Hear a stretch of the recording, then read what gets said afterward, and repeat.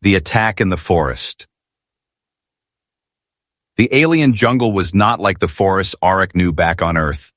Every leaf seemed too sharp, every shadow too deep, and every sound carried a strange echo.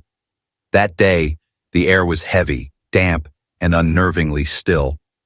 No birds, no buzzing insects, just silence. Silence that pressed against his ears until it felt like the whole world was holding its breath. Then he heard it. A scream. It was not human. The sound was high-pitched, almost musical, yet filled with raw fear. It came from somewhere ahead, beyond the thick curtain of glowing vines. Auric's heart kicked hard in his chest. He didn't think. He just ran. His boots sank into the soft, moss-covered ground as he pushed through the undergrowth.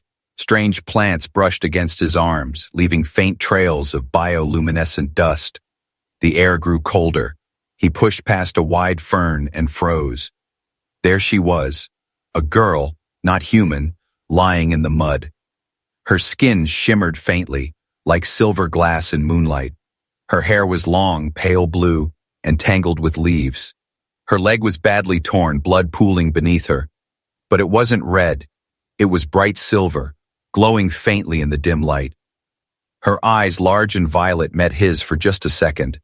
They were filled with pain and terror. And then he saw what she was looking at. The shadow moved first. Then the shape stepped into the clearing, a beast taller than any man. Its body was covered in thick black fur, its head broad and flat with 4 glowing red eyes. 2 tusks curved upward from its jaw, and saliva dripped from its teeth. When it roared, the ground seemed to shake. Auric's body screamed at him to run, but the girl was still there, frozen in pain, unable to move. He grabbed the nearest thing he could, a fallen branch. It was thick, heavy, and rough, but it was all he had. He stepped between the girl and the beast, his heart hammering in his ears. Bisa. Beast's eyes locked on him. It lowered its head, muscles bunching like coiled steel. Auric tightened his grip on the branch. "Come on," he whispered, his voice shaking. "Over here." The beast charged. It was faster than he expected. A blur of black fur and teeth. Auric swung the branch with all his strength. It cracked against the beast's head, but it barely slowed. A massive paw swiped at him, and pain exploded across his side as claws tore into his jacket. He stumbled back, trying to stay between the beast and the girl. The beast lunged again, this time aiming for his neck. Auric raised the branch to block, but the beast's jaws closed around his shoulder instead. The pain was white-hot. He screamed as the teeth sank deep, piercing flesh and bone. Something burned in the wound, a strange heat that spread quickly through his body. The beast shook him like a rag doll before tossing him to the ground. Auric's vision swam. He could taste blood in his mouth. He heard the girl shout something in a language he didn't understand, sharp, desperate words that cut through the chaos. The beast turned toward her. "No," Auric gasped, forcing himself to move. His arm wouldn't respond, but his legs pushed him forward. He grabbed a stone and hurled it at the beast's head. The rock struck its snout, making it roar and snap back toward him. Then from the shadows, movement, figures, tall, armored, and fast. Spears flashed in the dim light, striking the beast's side. The creature roared in pain, thrashing wildly as the warriors closed in. Auric collapsed onto his knees, every muscle trembling. His shoulder throbbed, the burning spreading deeper, making it hard to breathe. Through his fading vision, he saw the warriors drive the beast back. One of them, taller than the rest, stepped forward and slammed his spear into the ground. The beast snarled once more before turning and vanishing to the trees. Auric's strength gave out. He fell forward into the mud. The last thing he saw was the alien girl being lifted by 2 of the warriors, her eyes still locked on him. And then a towering figure approached him, a man with dark, patterned armor, his face partly hidden behind a bone mask. He knelt, studying Auric with eyes as cold as stone. Auric's world went black. The alien warriors. Auric woke to the sound of voices, strange, deep, rhythmic voices. His head pounded and his shoulder burned like fire. When his vision cleared, he realized he was lying on the cold ground inside some kind of open shelter. Tall figures surrounded him, Alien warriors, each one towering over him, their armor dark and carved with sharp patterns. Spears and curved blades gleamed in their hands. But what froze him wasn't the weapons. It was the way they looked at him. Not with kindness, not even with curiosity. With suspicion. One of them barked a word in a language he didn't understand. Two others stepped forward, lowering their spears until the tips almost touched his chest. Auric slowly raised his hands. I'm not your enemy, he said, his voice hoarse. I was helping her. The warriors didn't respond. Then he saw her, the alien girl. She was lying a few feet away, wrapped in pale fabric, her leg bandaged with strange green leaves that shimmered faintly.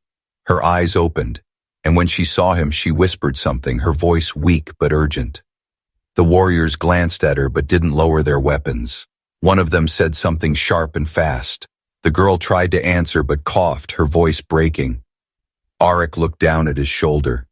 The wound was wrapped, but the bandage was soaked in his own blood. The skin around it had turned a dark, unnatural color.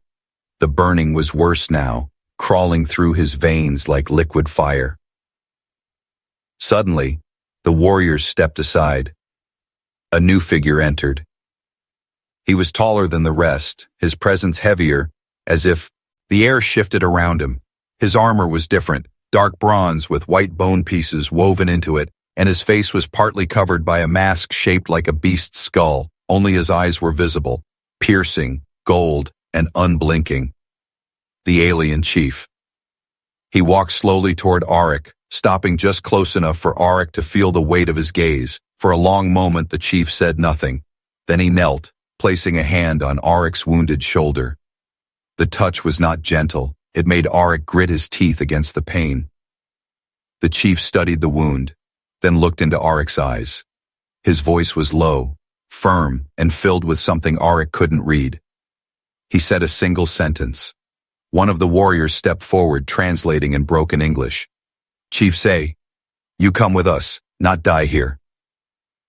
Before Auric could speak, two warriors grabbed his arms and hauled him to his feet. The sudden movement made his vision spin, but he managed to glance toward the alien girl. She was watching him, her violet eyes filled with something he recognized. Worry. The warriors led him out of the shelter, and for the first time he saw where he was. The village was unlike anything on Earth.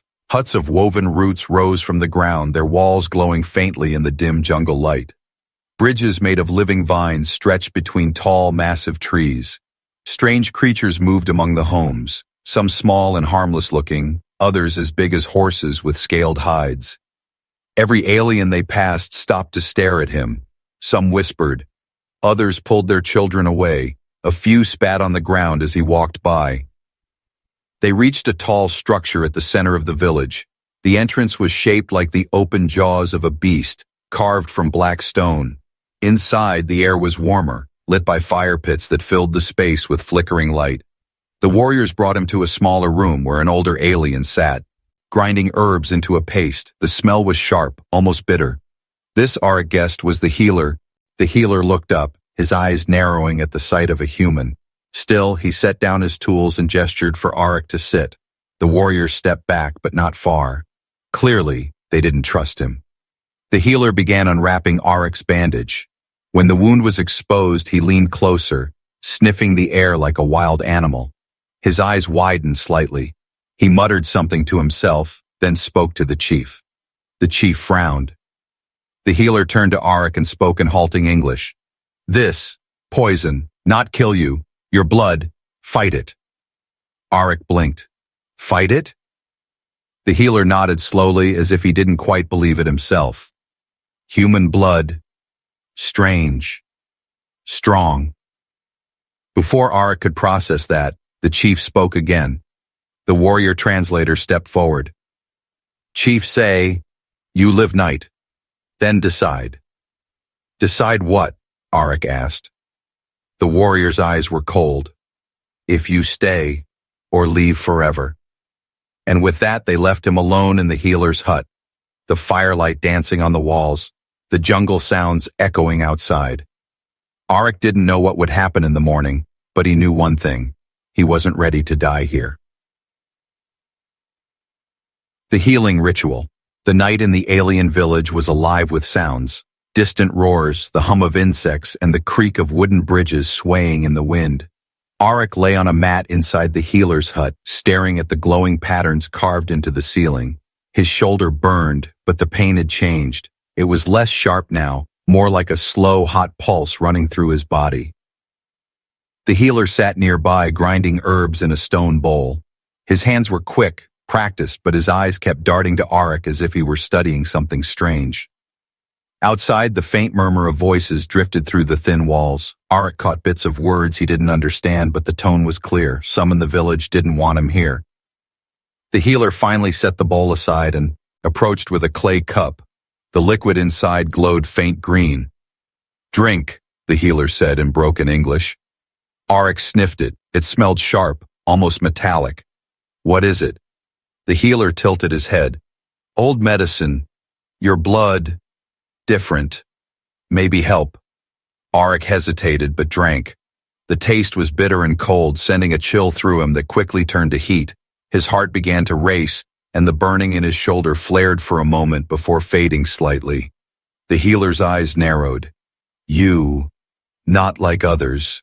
Your blood fight poison. Strong blood." Before Auric could ask more, the curtain at the hut's entrance shifted. It was the alien girl. She leaned against the frame, still weak, her leg wrapped in thick green leaves that pulsed faintly with light. Her violet eyes met his, and for a moment they just stared at each other. The healer frowned. "Selira, you must rest." But she shook her head and stepped inside. Her gaze didn't leave Auric. She spoke softly in her language, her voice carrying a kind of gratitude that didn't need translation. Auric tried to smile. "You're Selira?" She nodded once. Then she pointed to his shoulder, then to herself, as if to say they shared the same wound. The healer muttered something under his breath. Auric caught only one word in English. Bonded.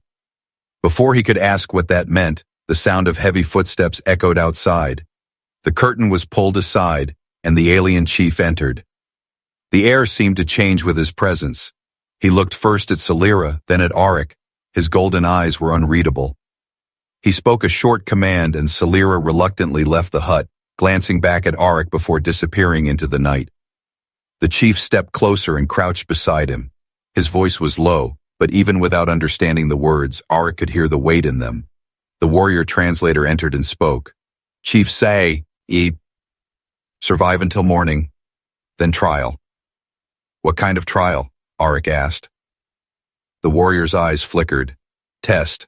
If you fail, you leave, or you die." The chief rose and left without another word, his footsteps fading into the distance.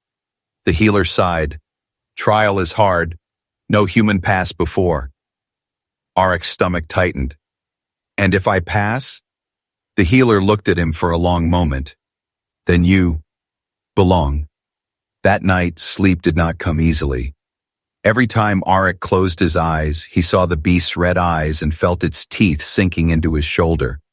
But somewhere deep inside, a spark of determination burned. He had survived the bite. He had saved Selira. And tomorrow, no matter what this trial was, he would face it. The chief's test. The first light of dawn crept over the alien village, turning the mist a pale gold. The air was cool, but the tension made it feel heavier. Auric was already awake, sitting on the mat, watching the healer pack small pouches of dried herbs into a leather satchel. "You take," the healer said, handing the satchel to him. "For wound, for poison, for luck." Auric gave a small nod. "Thanks. I think I'll need it." A sudden horn blast cut through the quiet. Deep and echoing, it seemed to shake the wooden beams of the hut. The healer's face tightened. "Chief call. Time." Outside, the entire village had gathered. Warriors stood in a half-circle, their armor catching the morning light. Villagers whispered among themselves, their eyes fixed on the human outsider. At the center stood the alien chief, tall and still as a statue. His bone mask gleamed faintly, and his golden eyes never left Auric. Two warriors dragged something into the clearing, a massive skull. Auric recognized it instantly. The beast from yesterday, its tusks curved like ivory scythes, its hollow eyes glaring even in death. The chief stepped forward and spoke, his voice carrying across the crowd. The translator moved to Arik's side. Chief say, "Beast head mate, mate close, dangerous, trial is, hunt it, bring back proof, before sun farsit says." All. Arik blinked. "Wait, you want me to go after another one? Alone?" The translator's mouth tightened. "Not alone." The crowd shifted. Selira stepped forward, leaning slightly on a carved wooden staff. She was pale but standing, her violet eyes locked on the chief. She said something sharp, her voice filled with challenge. The chief studied her for a long moment before giving a slow nod. The translator turned back to Arik. "She go with you. She choose." Arik glanced at her. "You sure about this?" She gave the smallest of smiles, the kind that said she wasn't going to let him go without her. The chief raised his hand, and the crowd fell silent. He spoke again, and this time the translator's words were colder. "Fail, and you both die." No more was said. Two warriors handed Arik a short spear and a curved knife. Selira received a bow carved from black wood, its string humming faintly as if alive. Without ceremony, the chief turned away. The villagers parted, creating a narrow path that led into the dense jungle.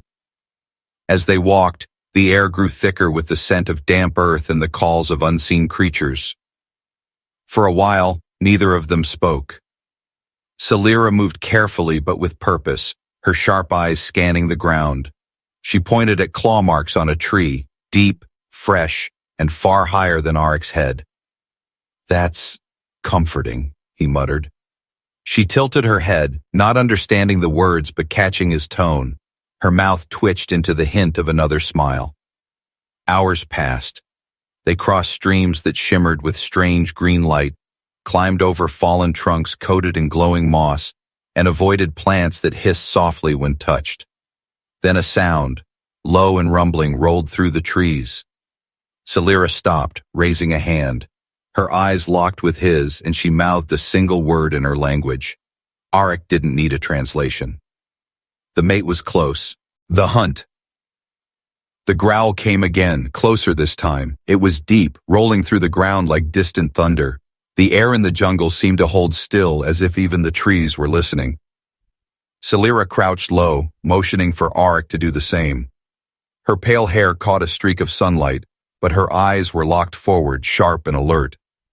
Arik tightened his grip on the spear. His shoulder ached from yesterday's wound, but the burning was less now, replaced with a strange sense of focus. Every sound, every rustle, every faint snap of a twig seemed sharper than before. They moved slowly, each step silent on the soft jungle floor. Selira pointed to the ground. Huge paw prints the size of dinner plates pressed deep into the soil. Some were still filling with water from the morning dew. Fresh. Arik swallowed hard. "It's close." Selira nodded, then touched his arm and pointed ahead. Through a break in the foliage, they saw it. The beast's mate was larger than the one from before, its fur darker, almost blending with the shadows. Its 4 red eyes glowed faintly under the canopy. It crouched near a shallow stream, drinking, its massive tusks gleaming in the light. Arik leaned closer to Selira. "If we rush it, it'll tear us apart." She reached for an arrow, notching it quietly. Her voice was a whisper, barely a breath. "We wait. It move." They stayed still, every muscle tense. Then, a sudden snap, a branch breaking under Arik's boot. The beast's head shot up, all 4 eyes locked on them. Selira loosed the arrow. It flew straight, striking the beast's neck. The creature roared, spinning toward them with terrifying speed. Arik braced his spear as it charged. The impact was like being hit by a wall. The spear drove deep into the beast's shoulder, but it didn't stop. Its paw slammed into Arik, throwing him hard against a tree. Pain exploded in his ribs. He gasped. Trying to push himself up as the beast turned towards Selira, she fired another arrow, hitting its flank, but it kept coming. Arik's mind raced. The spear was stuck in its shoulder, just out of his reach. His knife was still at his belt. "Selira!" he shouted, pointing at the beast's back. She understood instantly, circling wide to draw its attention. Auric grabbed a jagged bone from the ground, one of its past kills, and ran forward. As the beast lunged at Celira, Auric leapt onto its back. His injured shoulder screamed in pain, but he ignored it, driving the bone deep into the beast's neck. The creature roared, thrashing violently. Celira fired one last arrow into its chest. The beast staggered, then collapsed with a shudder that shook the ground. For a long moment, neither of them moved. The jungle was silent again, except for their ragged breathing. Auric finally stepped back, wiping sweat and blood from his face. That was close. Celira gave a tired but genuine smile. Then she knelt, cutting one of the beast's tusks free. She handed it to Auric. Proof. They began the long walk back to the village, the jungle parting slowly before them. But Auric couldn't shake the feeling that killing the beast wasn't the hardest part. The real test was still waiting. The shocking choice. The sun was dipping low when Auric and Celira stepped out of the jungle. The village gates loomed ahead, carved from massive tree trunks and bound with thick vine ropes. Warriors stationed at the entrance froze when they saw the pair, mud-smeared, blood-streaked, but alive. Auric carried the tusk slung over his shoulder, its weight heavy but satisfying. Celira limped beside him, still clutching her bow. The gates opened with a slow creak. A crowd had already gathered, whispers rising like wind through leaves. Eyes followed their every step as they made their way toward the central clearing. Where the alien chief stood waiting. The beast's tusk hit the ground with a dull thud when Auric dropped it at the chief's feet. The crowd reacted instantly. Some gasped, some murmured in disbelief, and a few scowled as if this was not the outcome they wanted. The chief's golden eyes moved from the tusk to Auric, then to Celira. He was silent for a long moment, letting the tension coil tighter. Then he spoke. The warrior translator stepped forward. Chief say, human showed courage. Saved Celira twice. Killed great beast. But the pause was heavy. Auric's chest tightened. Rules say no outsider may live here. The words rippled through the crowd. Some nodded in agreement. Others frowned. Celira stepped forward, her voice sharp and clear. She spoke quickly in her language, each word filled with defiance. Her eyes burned as she looked directly at the chief. The translator hesitated before speaking. She say, if human leaves, she leaves too. Gasps broke out around them. Warriors shifted uncomfortably. The chief's gaze locked on Celira. His expression did not change, but the silence stretched. Then slowly he stepped down from the platform and walked toward Auric. He stopped only a breath away. The weight of his presence was crushing, his golden eyes unblinking. Then, to everyone's shock, he reached out and gripped Auric's forearm, not in hostility, but in the warrior's clasp of honor. The translator's voice trembled slightly. Chief say, human stays, from this day, under my protection. The crowd erupted. Some shouted in protest, others in approval. The chief ignored them all, releasing Auric's arm and turning to face the tribe. He spoke again, his voice like a blade cutting through the noise. Chief say, human is warrior now, blood of two worlds. Celira's lips curved into the smallest smile. Auric, still catching his breath, realized that the test wasn't just about the beast, it was about trust, and somehow he had earned it. But in the back of his mind, one thought remained. Being accepted was only the beginning. Something bigger was coming. The bond of two worlds. The night after the chief's decision, the village celebrated. Fires burned high in the central clearing, sending warm light dancing over the faces of warriors and villagers alike. Drums pounded in steady rhythm, and strange, haunting flutes filled the air with music. Auric sat near one of the fires, his shoulder freshly bandaged by the healer. Celira sat beside him, sharing a bowl of some steaming stew that smelled like herbs and roasted meat. For the first time since he arrived on this alien world, he felt almost at peace. But peace never lasted long. It began as a faint, distant hum.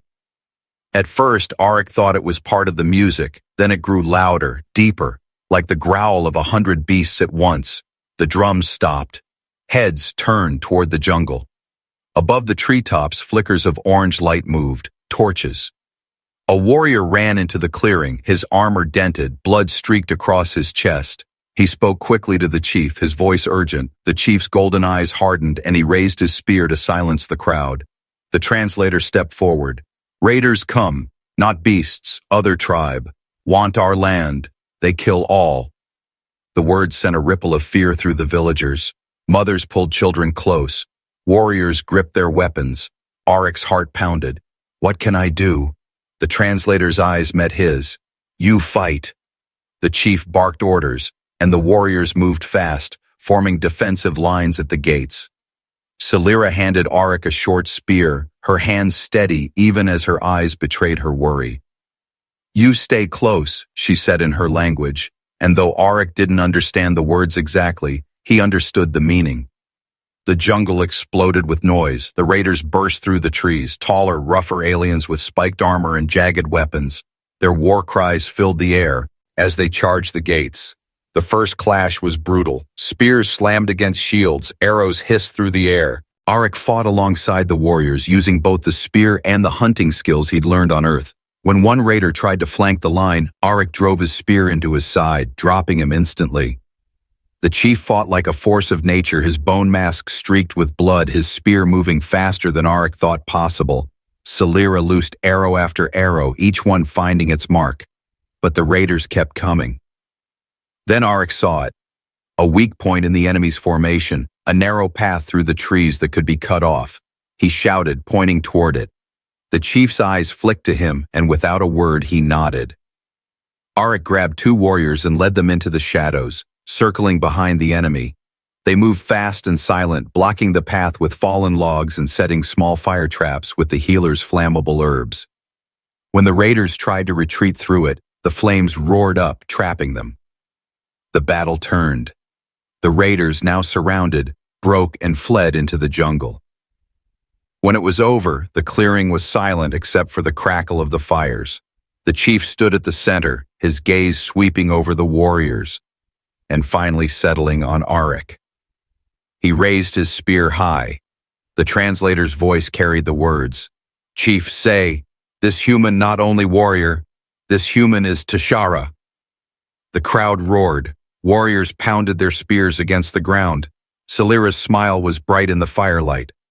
Auric felt the weight of the moment.